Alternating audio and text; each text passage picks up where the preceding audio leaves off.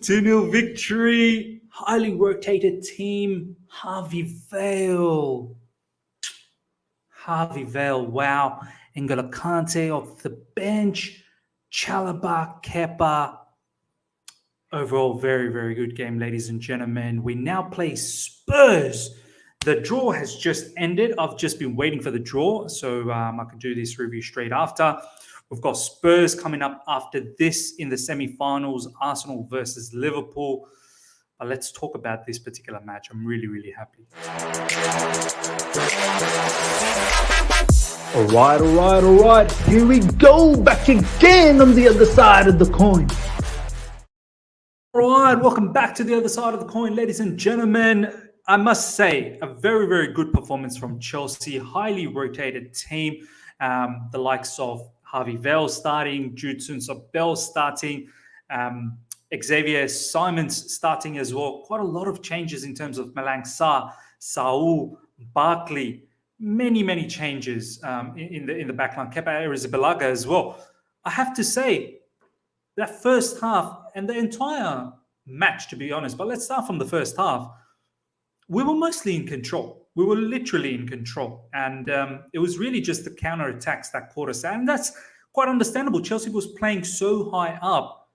You know there's going to be some sort of counter-attacking movement. They're going to be able to intercept here and there, or their keeper is going to release the ball quickly. But overall, we defended very well. Kepa, sensational. 3 big saves in the first half. Kept us in the game.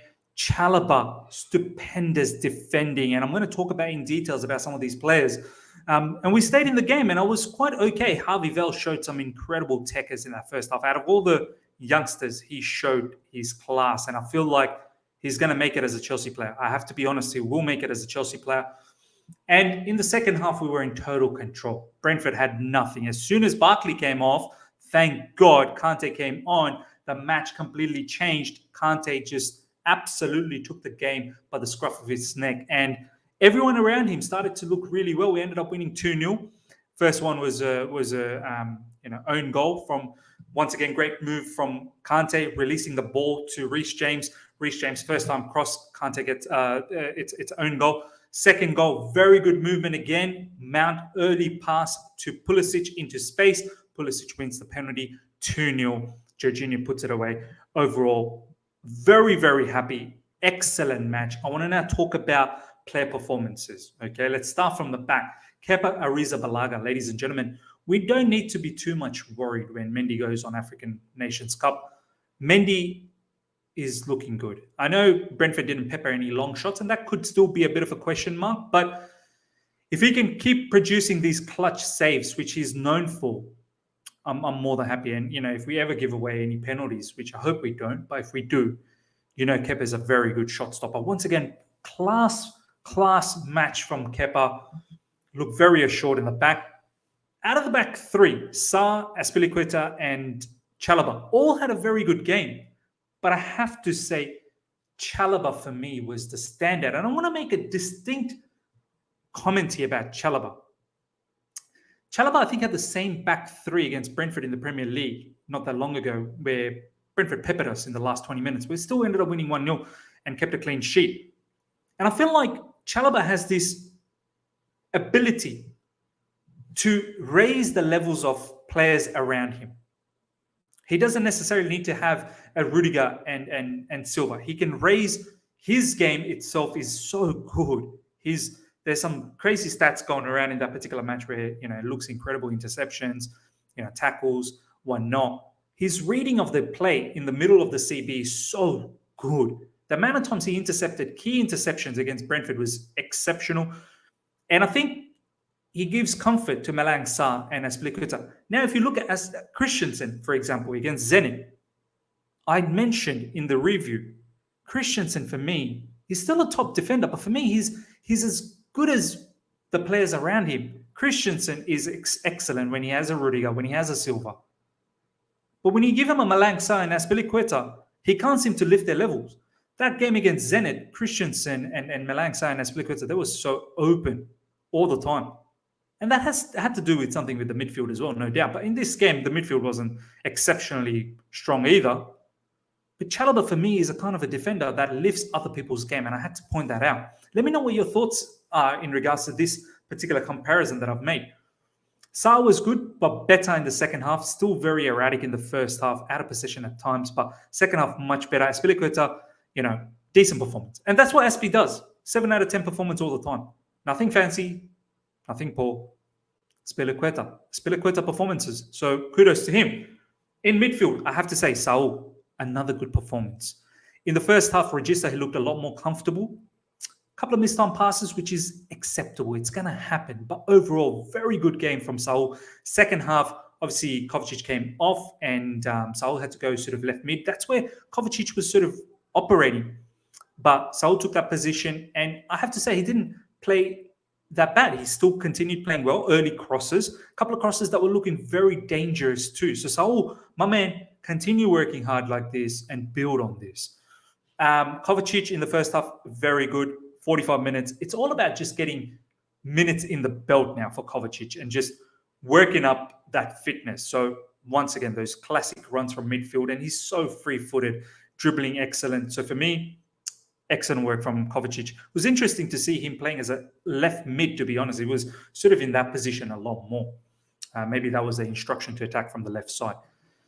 Kante comes on in the second half in the midfield. Unbelievable. You can almost put him down as a man of the match performance, if I'm being honest. I mean, he's probably the only player in world football can come off the bench 75th minute and still put on a man of the match performance. Unbelievable. I mean, Chalobah for me is probably man of the match. Kepa goes a long way as well. But Kante, sensational.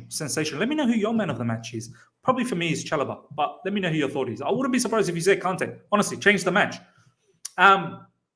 Ross Barkley in midfield. He's got to go. He frustrates me. He frustrates you guys. He frustrates everyone in the fan base. Everything he was doing was so slow. He's the Alonso of the midfield. And I have to say, Alonso was half decent today. There were still moments where he just was so slow on that left side. But that's Alonso. But there were times where he was there were some techie bits and pieces were all right at times. But we need better. I can understand, and we'll talk about Harvey Vale very soon, but Ross Barkley, this guy is not even Premier League level, I don't even think. I don't think he plays for any of the Premier League teams. He's championship level. Everything is slow. And when he gets the ball, he's dwindling around. It's like his mind is processing, computerizing what to do. You need that to happen before the ball even comes to you. You need to know where it goes. I don't know what's wrong with Ross Barkley, but he needs to go. January, he has to go. It's detrimental to the team to have a player like Ross Barkley. Now, let's talk about the wing-backs. Xavier Simons, look, I don't want to be too harsh. I think that wing-back position was a bit too much for him. A lot of the live chat in my watch-along was saying that that's not his position. He's more of a centre midfielder. And I'd like to see him down the track if he ever gets an opportunity to play in the centre midfield. You could see the distinct difference when Reece James came on. And I think Azpilicueta was far more comfortable relying on the play with Reece James as opposed to Simons. And that's fine. I don't want to be overly critical. Off the ball, there were a couple of times where he defended well, he tracked back well, and he looked after Azpilicueta, which is fine. Tick mark over there. On the left side, Alonso, ladies and gentlemen. Alonso with Alonso performance. At times, very slow, slowing things down. At times, looking good. And that's pretty much it. That's Alonso for you. Overall, I think he was okay in this particular match. Nothing too fancy, nothing too drastic. Alonso kind of performance once again. Up front, ladies and gentlemen, Harvey Vale. Wow. I saw enough in that first half and up until he got substituted. He's a serious player. His ball control, excellent. His passing ability, great. Link up at times with Jude Soonsup-Bell and even Ross Barkley was exceptional. Even with Alonso, there was a pass that he put through for Alonso to go get behind. That was brilliant. Harvey Vale and his physical abilities. He wasn't getting bundled over. His work rate. There were times where he was tracking back, winning balls back. Incredible. My man Shingo sent me a scout report about Harvey Vale. I'll just quickly read that out. This is what the scout report says. It's a particular website where they do scout reporting on youngsters. Flamboyant winger, player with good body mass ratio, physical strength, natural fitness and stamina, who feels comfortable in contact situation. Honestly, he could have gone for the entire 90 minutes. He didn't look like tired at all. Extremely versatile and complete player, capable of playing anywhere in midfield and attack, and also as a left wing back, ladies and gentlemen. I think we need to understand why some of the fans were talking about Harvey Vale playing as a left wing back. I can see he's got the skill set. He can be a left wing back, and he's got that defensive ability. He's got that work rate to be able to recover back. And our wing back is more of a midfielder. I think him playing where Alonso was playing, he could be a lot more direct, because cause a lot of havoc.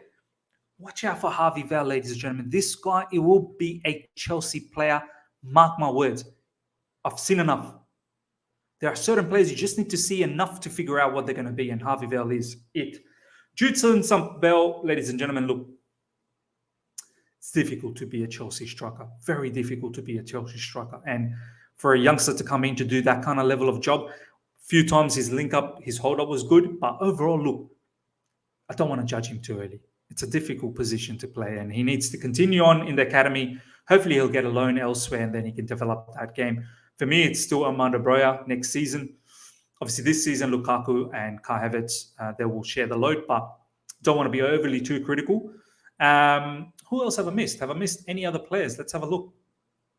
Let's have a look in the lineups over here. If I've missed anyone. Christian Pulisic off the bench. Look, before Kante, Pulisic was non-existent. After Kante, Pulisic got into the situation very well. Any of the other? Mason Mount, once again, after Kante, looked better. Reece James, good substitution from Thomas Tuchel, if I'm being honest. Very, very good substitution. I just want to bring a couple of tweets from bad boy Liam Toomey. Some of Kante's footwork, body shifting, has been filthy since coming on. His skill on the ball is consistently underrated. So well said. Chelsea haven't done much against that low Brentford block, but Harvey Vale looks at home at this level, and that's not nothing, 100%. Overall, as I said, ladies and gentlemen, this match, good rest for a lot of the players. Hopefully, many will come back against Aston Villa coming up. Good win. We're moving to the semi-finals. Thomas Tuchel should be very proud. Another clean sheet. We're building again, slowly, change that momentum from the bad form and getting into good form, moving into some of the Premier League fixtures coming up. I'm very happy. I'm very, very happy the way we played. We played a mature game. Played a very mature game. This, ladies and gentlemen, is next up. Arsenal versus Liverpool, Chelsea versus Tottenham in the Carabao Cup semi-finals. I cannot wait. I cannot wait for this particular matchup, Chelsea-Tottenham. This is exactly what I wanted. This is exactly what I wanted. I tweeted out saying Chelsea versus Spurs, Tuchel versus Kante. Don't forget Kante coming back. Just the way I wanted. Let's go. I think, where is it going to be? Is the matchup going to be at Stamford Bridge? Chelsea-Tottenham, yeah. So I think they've got Chelsea up front. So Chelsea-Tottenham, it's going to be at Stamford Bridge. And can't wait to see Kante coming back. Tuchel versus Kante. Spurs are doing something. Spurs are doing something under Antonio Conte. So do look out for that. Ladies and gentlemen, if you've enjoyed this review, smash the like button. Comment on all the different facets of the game you saw. Let me know your thoughts on Harvey Vale, N'Golo Kante. What impressed you? What didn't? Who was your man of the match? For me, probably Trevor Chalobah. I wouldn't be surprised if you say N'Golo Kante. Let me know your thoughts in the comments below. Let's interact. If you're here for the first time, subscribe, hit the bell notification, smash the like button. Don't forget to smash the like button. Until next time, everyone, take care and see ya.